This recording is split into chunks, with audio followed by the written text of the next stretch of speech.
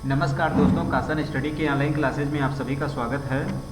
तो आज हम आपको कुछ न्यूमेरिकल करवाने वाले हैं। ये धारिता के चैप्टर से हम आपको न्यूमेरिकल करवाने वाले हैं। तो हमारा पहला न्यूमेरिकल क्या कह रहा है, पृथ्वी पर एक गोलाकार चालक मानते हुए इनकी धारिता की गणना करनी है, जबकि पृथ्वी की त्रिज्या 6.4 × 10⁻6 मीटर है।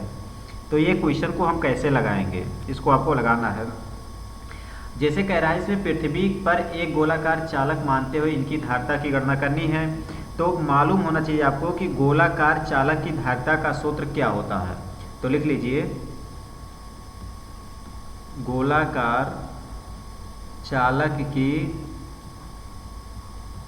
धारिता का सूत्र क्या होता है।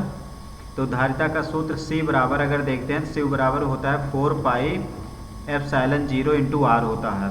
और यहाँ से अगर हम C का मान देखते हैं, अगर हम यहाँ से इस तरह से लिखते हैं कि C बराबर क्या होता है, R अपान क्या हो जाएगा 1/4πε0 ये हो जाएगा। अगर हम इसको नीचे ले जाते हैं तो इसको इस तरह से हम लिख सकते हैं।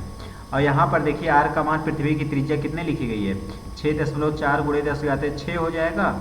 और बटे नीचे 1/4πε0 की वैल्यू कितनी होती है, तो 9 × 10⁻9 होता है।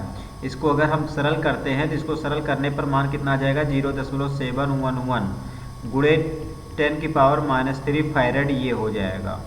अगर हम इसको दूसरे शब्दों में लिखते हैं तो इसको ऐसे 711 माइक्रोफैरड भी हम लिख सकते हैं। तो देखिए इस क्वेश्चन को हम करने का ऐसे सॉल्व किया कि पृथ्वी पर एक गोलाकार चालक मानते हुए इनकी धारिता की गणना करनी है। तो हम इसको इस प्रकार से सॉल्व करेंगे। अगला क्वेश्चन देखते हैं। अगला क्वेश्चन कह रहा है कि 1 माइक्रोफैरड धारिता के चालक की त्रिज्या कितनी होगी, आपको ये बताना है। तो देखिए इस क्वेश्चन को कैसे लिखेंगे, जैसे कि अभी मैंने आपको बताया था कि गोलीय चालक की धारिता का सूत्र क्या बताए थे,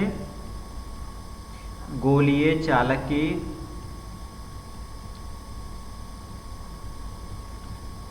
की धारिता का सूत्र क्या होता है। तो C बराबर कितना होता है, C बराबर 4πε0 × r होता है। तो यहाँ से r बराबर कितना हो जाएगा, 1/4πε0 ये मान होता है और इंटू C हो जाएगा। जब इधर जाएगा तो क्या हो जाएगा C। इसको पिछले वाले क्वेश्चन में हमने आपको बताया था इसको कैसे सॉल्व करेंगे। तो यहाँ से इसका मान कितना हो जाएगा, 1/4πε0 का मान कितना होता है, तो 9 × 10⁻³ कितना हो जाएगा 9। और गुणे और कूलाम का मान कितना लिखा गया है, धारिता कह रहा है 1 फैरड कह रहा है, तो यहाँ पर हो जाएगा 1। इसको सॉल्व कर लेंगे तो धारिता R का मान कितना हो जाएगा, R का मान 9 × 10⁻9 हो जाएगा, अर्थात इतना मीटर। अगला क्वेश्चन देखिए। अगला क्वेश्चन क्या कह रहा है कि यदि किसी समावेशित गोलीय चालक की त्रिज्या पहले से दोगुनी कर दी जाए तो गोलीय चालक की धारिता पहले की अपेक्षा कितनी हो जाएगी, आपको इसको बताना है।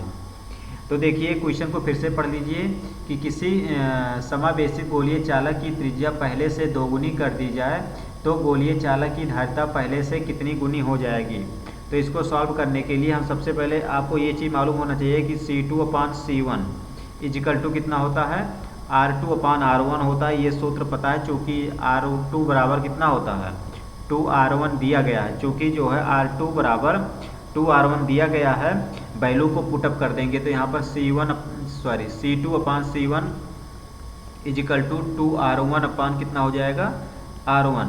तो R1 से R1 कैंसिल हो जाएगा, अर्थात कितना हो जाएगा C2/C1 = कितना हो गया 2। और यहाँ से निकालेंगे तो C2 बराबर कितना हो जाएगा 2C1। यहाँ से ये हमारा निकल जाएगा, अर्थात यही हमारा आंसर हो जाएगा। ये हमारा क्या हो गया, आंसर हो गया। अगला क्वेश्चन देखिए, क्वेश्चन नंबर 4 क्या कह रहा है। अगला क्वेश्चन है, कह रहा है यदि एक गोलीय चालक की वायु में धारिता 2 पिकोफैरड है तथा इसे किसी माध्यम में रखने पर इनकी धारिता 12 पिकोफैरड हो जाती है, तो माध्यम के परावैद्युतांक का मान क्या होगा, इसका आंसर आपको बताना है। तो देखिए जैसे यहाँ पर दिया गया है, यहाँ पर कुछ मान दिए गए हैं, क्या क्या दिया गया है सबसे पहले इसको देख लीजिए। यहाँ पर दिया गया है C बराबर कितना लिखा गया है 2 पिकोफैरड। और इसके बाद सी एम का मान कितना लिखा गया है, सी एम का मान लिखा गया है 12 पिकोफैरड। इसी प्रकार से अगर चूँकि आपको ये चीज़ मालूम होगा कि परावैद्युतांक